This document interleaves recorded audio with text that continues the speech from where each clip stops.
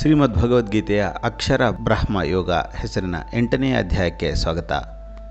ಕ್ಷರ ಎಂದರೆ ನಾಶವಾಗುವಂಥದ್ದು, ಅಕ್ಷರ ಎಂದರೆ ಚಿರಂತನವಾದದ್ದು.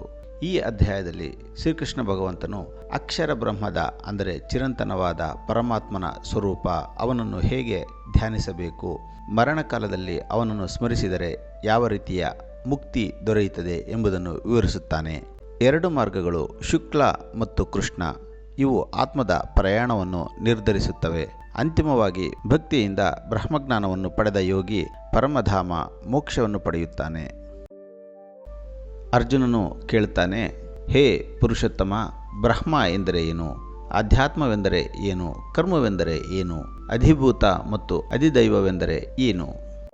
ಹೇ ಮಧುಸೂದನ, ಅಧಿಯಜ್ಞ ಯಾರು, ಅವರು ಈ ದೇಹದಲ್ಲಿ ಯಾವ ರೀತಿ ಇದ್ದಾರೆ, ಪ್ರಯಾಣ ಸಮಯದಲ್ಲಿ ಅಂದರೆ ಅಂತಿಮ ಸಮಯದಲ್ಲಿ ನಿಯತಾತ್ಮರು ನಿನ್ನನ್ನು ಹೇಗೆ ತಿಳಿಯುತ್ತಾರೆ? ಇದಕ್ಕೆ ಶ್ರೀಕೃಷ್ಣ ಭಗವಂತ ಹೇಳ್ತಾನೆ, ಚಿರಂತನವಾಗಿರುವಂತಹ ತತ್ವವೇ ಪರಮಬ್ರಹ್ಮ. ಜೀವದ ಸ್ವಭಾವವನ್ನೇ ಅಧ್ಯಾತ್ಮವೆಂದು ಹೇಳುತ್ತಾರೆ. ಭೂತಗಳ ಅಂದರೆ ಜೀವಿಗಳ ಉತ್ಥಾನಕ್ಕೆ ಕಾರಣವಾದ ಸೃಷ್ಟಿಕ್ರಿಯೆಯನ್ನೇ ಕರ್ಮವೆಂದು ಕರೆಯುತ್ತಾರೆ. ಕ್ಷರ ಅಂದರೆ ನಾಶವಾಗುವ ಭಾವ, ಅದನ್ನೇ ಅಧಿಭೂತವೆಂದು, ಪುರುಷನನ್ನೇ ಅಧಿದೈವವೆಂದು ಮತ್ತು ಹೇ ಅರ್ಜುನ, ನಾನು ಸ್ವತಃ ಅಧಿಯಜ್ಞನ ರೂಪದಲ್ಲಿ ಈ ದೇಹದಲ್ಲಿ ಸ್ಥಿತನಾಗಿದ್ದೇನೆ. ಯಾರು ಮರಣಕಾಲದಲ್ಲಿ ನನ್ನನ್ನು ಮಾತ್ರ ಸ್ಮರಿಸಿ ದೇಹವನ್ನು ತ್ಯಜಿಸುತ್ತಾರೋ ಅವರು ನಿಸ್ಸಂದೇಹವಾಗಿ ನನ್ನ ಸ್ವರೂಪವನ್ನು ಹೊಂದುತ್ತಾರೆ, ಇದರಲ್ಲಿ ಸಂಶಯವಿಲ್ಲ. ಹೇ ಕೌಂತೆಯ, ಯಾರು ಯಾವ ಭಾವವನ್ನು ಸ್ಮರಿಸುತ್ತಾ ದೇಹವನ್ನು ತ್ಯಜಿಸುತ್ತಾರೋ ಅವರು ನಿಶ್ಚಯವಾಗಿ ಅದೇ ಭಾವಕ್ಕೆ ತಕ್ಕನಾದಂತಹ ಜನ್ಮವನ್ನು ಪಡೆಯುತ್ತಾರೆ. ಆದ್ದರಿಂದ ಎಲ್ಲ ಸಮಯದಲ್ಲೂ ನನ್ನನ್ನು ಸ್ಮರಿಸುತ್ತಾ ಯುದ್ಧ ಮಾಡು. ನಿನ್ನ ಮನಸ್ಸು ಮತ್ತು ಬುದ್ಧಿಯನ್ನು ನನ್ನಲ್ಲಿ ಅರ್ಪಿಸಿದರೆ ನೀನು ನಿಶ್ಚಯವಾಗಿ ನನ್ನನ್ನು ಪಡೆಯುವೆ, ಇದರಲ್ಲಿ ಸಂಶಯವಿಲ್ಲ. ಹೇ ಪಾರ್ಥ, ಅಭ್ಯಾಸ ಯೋಗದಿಂದ ಮನಸ್ಸನ್ನು ಸ್ಥಿರಗೊಳಿಸಿ ಬೇರೆ ಯಾವ ವಿಷಯವನ್ನೂ ಚಿಂತಿಸದೆ ಯಾರು ಪರಮ ದಿವ್ಯ ಪುರುಷನನ್ನು ಧ್ಯಾನಿಸುತ್ತಾರೋ ಅವರು ಆ ಪರಮಪುರುಷನನ್ನೇ ಪಡೆಯುತ್ತಾರೆ. ಯಾರು ಕವಿ ಎಂದರೆ ಸರ್ವಜ್ಞನಾದ ಪರಮಾತ್ಮನನ್ನು, ಅನಾದಿ ಕಾಲದಿಂದಲೂ ಇರುವವನನ್ನು, ಎಲ್ಲರಿಗೂ ನಿಯಾಮಕನಾದವನನ್ನು, ಅಣುವಿಗಿಂತಲೂ ಚಿಕ್ಕವನಾಗಿದ್ದರೂ ಎಲ್ಲರ ಮೂಲವಾದವನನ್ನು, ಅಚಿಂತ್ಯ ರೂಪದ ಅಂಧಕಾರಕ್ಕಿಂತಲೂ ಮಿಗಿಲಾದ ಆದಿತ್ಯನಂತೆ ಪ್ರಕಾಶಮಾನವಾದವನನ್ನು ಧ್ಯಾನಿಸುತ್ತಾನೆಯೋ, ಮರಣಕಾಲದಲ್ಲಿ ಸ್ಥಿರ ಮನಸ್ಸಿನಿಂದ ಭಕ್ತಿಯುಳ್ಳವನಾಗಿ ಯೋಗ ಬಲದಿಂದ ಭ್ರೂಮಧ್ಯದಲ್ಲಿ ಪ್ರಾಣವನ್ನು ಸ್ಥಾಪಿಸಿ ಯಾರು ಆ ದಿವ್ಯ ಪುರುಷನನ್ನು ಧ್ಯಾನಿಸುತ್ತಾರೋ ಅವರು ನಿಶ್ಚಯವಾಗಿ ಆ ಪರಮಾತ್ಮನನ್ನು ಪಡೆಯುತ್ತಾರೆ. ವೇದಗಳನ್ನು ತಿಳಿದವರು ಅಕ್ಷರ ಎಂದರೆ ಕ್ಷರವಿಲ್ಲದ್ದು, ನಾಶವಿಲ್ಲದ್ದು ಎಂದು ಹೇಳುವ, ರಾಗ ದ್ವೇಷಗಳಿಂದ ಮುಕ್ತರಾದ ಯತಿಗಳು ಪ್ರವೇಶಿಸುವ ಮತ್ತು ಆ ಸ್ಥಿತಿಯನ್ನು ಪಡೆಯಲು ಬ್ರಹ್ಮಚರ್ಯವನ್ನು ಅನುಸರಿಸುವ ಆ ಪರಮಸ್ಥಾನವನ್ನು ನಾನು ಸಂಕ್ಷಿಪ್ತವಾಗಿ ವಿವರಿಸುತ್ತೇನೆ. ಎಲ್ಲ ಇಂದ್ರಿಯ ದ್ವಾರಗಳನ್ನು ನಿಗ್ರಹಿಸಿ ಮನಸ್ಸನ್ನು ಹೃದಯದಲ್ಲಿ ಸ್ಥಿರಗೊಳಿಸಿ ಪ್ರಾಣವನ್ನು ತಲೆಯ ಮೇಲಿನ ಭಾಗದಲ್ಲಿ ಸ್ಥಾಪಿಸಿ ಯೋಗದ ಧಾರಣೆಯನ್ನು ಅನುಸರಿಸುವವನು ಓಂ ಎಂಬ ಏಕ ಅಕ್ಷರ ಬ್ರಹ್ಮವನ್ನು ಉಚ್ಚರಿಸುತ್ತಾ ನನ್ನನ್ನು ಸ್ಮರಿಸುತ್ತಾ ಯಾರು ದೇಹ ತ್ಯಜಿಸುತ್ತಾರೆಯೋ ಅವರು ಪರಮಗತಿಯನ್ನು ಹೊಂದುತ್ತಾರೆ.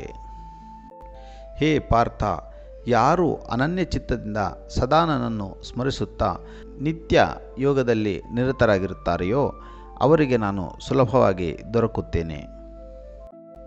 ಮಹಾತ್ಮರು ನನ್ನನ್ನು ಹೊಂದಿದ ನಂತರ ಈ ದುಃಖಮಯ ಮತ್ತು ಅಶಾಶ್ವತ ಲೋಕದಲ್ಲಿ ಪುನರ್ಜನ್ಮವನ್ನು ಪಡೆಯುವುದಿಲ್ಲ, ಬದಲಾಗಿ ಅವರು ಪರಮಸಿದ್ಧಿಯನ್ನು ಪಡೆಯುತ್ತಾರೆ.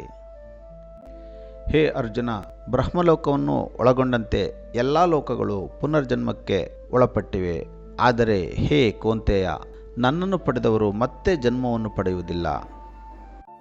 ಬ್ರಹ್ಮನ ಒಂದು ಹಗಲು 1000 ಯುಗಗಳಷ್ಟು ಅಂದರೆ 432 ಕೋಟಿ ವರ್ಷಗಳ ಕಾಲ ಇರುತ್ತದೆ ಎಂದು ಜ್ಞಾನಿಗಳು ಹೇಳುತ್ತಾರೆ.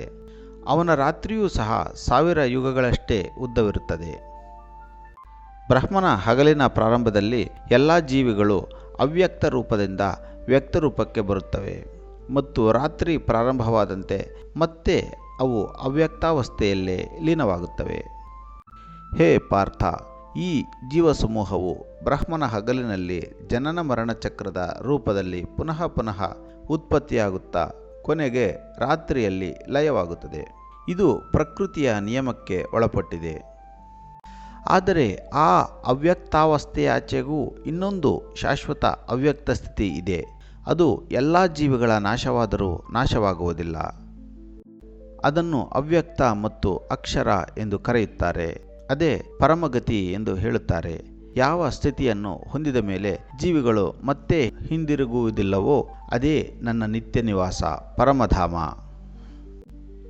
ಹೇ ಪಾರ್ಥ, ಆ ಪರಮಪುರುಷನನ್ನು ಅನನ್ಯ ಭಕ್ತಿಯಿಂದ ಮಾತ್ರ ಪಡೆಯಬಹುದು. ಎಲ್ಲ ಜೀವಿಗಳು ಯಾರು ಅವನೊಳಗೆ ಇರುವವರೇ ಮತ್ತು ಯಾರು ಈ ಸಂಪೂರ್ಣ ವಿಶ್ವವನ್ನು ವ್ಯಾಪಿಸಿರುವವರೋ ಅವರೇ ಆ ಪರಮಾತ್ಮ. ಹೇ ಭರತರ್ಷಭ, ಯೋಗಿಗಳು ಯಾವ ಸಮಯದಲ್ಲಿ ಪ್ರಸ್ಥಾನವಾದರೆ ಭೂಮಿಗೆ ಮತ್ತೆ ಹಿಂದಿರುಗುವುದಿಲ್ಲ ಮತ್ತು ಯಾವ ಸಮಯದಲ್ಲಿ ಹೊರಟರೆ ಮತ್ತೆ ಭೂಮಿಗೆ ಹಿಂತಿರುಗುತ್ತಾರೆ, ಆ ಕಾಲಗಳನ್ನು ನಾನು ಹೇಳುತ್ತೇನೆ. ಅಗ್ನಿಯ ಉಪಸ್ಥಿತಿಯಲ್ಲಿ, ಜ್ಯೋತಿ ಅಥವಾ ಬೆಳಕಿನಲ್ಲಿ, ಹಗಲಿನಲ್ಲಿ, ಶುಕ್ಲಪಕ್ಷ ಹಾಗೂ ಉತ್ತರಾಯಣ ಈ ಸಮಯಗಳಲ್ಲಿ ಪ್ರಸ್ಥಾನವಾಗುವ ಬ್ರಹ್ಮಜ್ಞಾನಿಗಳು ಬ್ರಹ್ಮವನ್ನು ಪಡೆಯುತ್ತಾರೆ.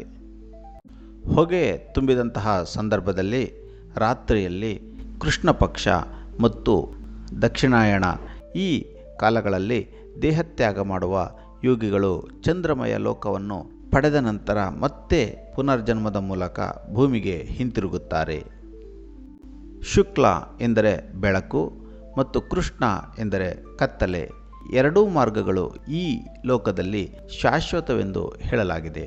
ಶುಕ್ಲ ಮಾರ್ಗದಿಂದ ಹೋದವರು ಮತ್ತೆ ಹಿಂತಿರುಗುವುದಿಲ್ಲ, ಕೃಷ್ಣ ಮಾರ್ಗದಿಂದ ಹೋದವರು ಮತ್ತೆ ಹಿಂತಿರುಗುತ್ತಾರೆ. ಹೇ ಪಾರ್ಥ, ಈ ಎರಡೂ ಮಾರ್ಗಗಳನ್ನು ತಿಳಿದ ಯೋಗಿ ಎಂದಿಗೂ ಮೋಹಗೊಳ್ಳುವುದಿಲ್ಲ. ಆದ್ದರಿಂದ ಅರ್ಜುನ, ಎಲ್ಲ ಕಾಲಗಳಲ್ಲಿಯೂ ನೀನು ಯೋಗದಲ್ಲಿ ಏಕಾಗ್ರನಾಗಿರು. ವೇದಗಳಲ್ಲಿ ಹೇಳಿರುವ ಯಜ್ಞ, ತಪಸ್ಸು, ದಾನ ಮೊದಲಾದ ಪುಣ್ಯ ಫಲಗಳನ್ನು ಮೀರಿದ ಈ ಅಕ್ಷರ ಬ್ರಹ್ಮ ತತ್ವವನ್ನು ತಿಳಿದ ಯೋಗಿ ಪರಮಸ್ಥಾನವಾದ ಆದ್ಯ ಧಾಮವನ್ನು ಪಡೆಯುತ್ತಾನೆ. ಓಂ ತತ್ಸತ್. ಶ್ರೀಮದ್ ಭಗವದ್ಗೀತೆ ಎಂಬ ಉಪನಿಷತ್ತಿನ ಸ್ವರೂಪದ ಬ್ರಹ್ಮಜ್ಞಾನವನ್ನು ಬೋಧಿಸುವ ಯೋಗಶಾಸ್ತ್ರದಲ್ಲಿ ಶ್ರೀಕೃಷ್ಣ ಮತ್ತು ಅರ್ಜುನರ ಸಂವಾದದ ರೂಪದಲ್ಲಿ ಅಕ್ಷರ ಬ್ರಹ್ಮಯೋಗ ಎಂಬ 8ನೇ ಅಧ್ಯಾಯ ಅಂತ್ಯಗೊಳ್ಳುತ್ತದೆ. ಧನ್ಯವಾದಗಳು.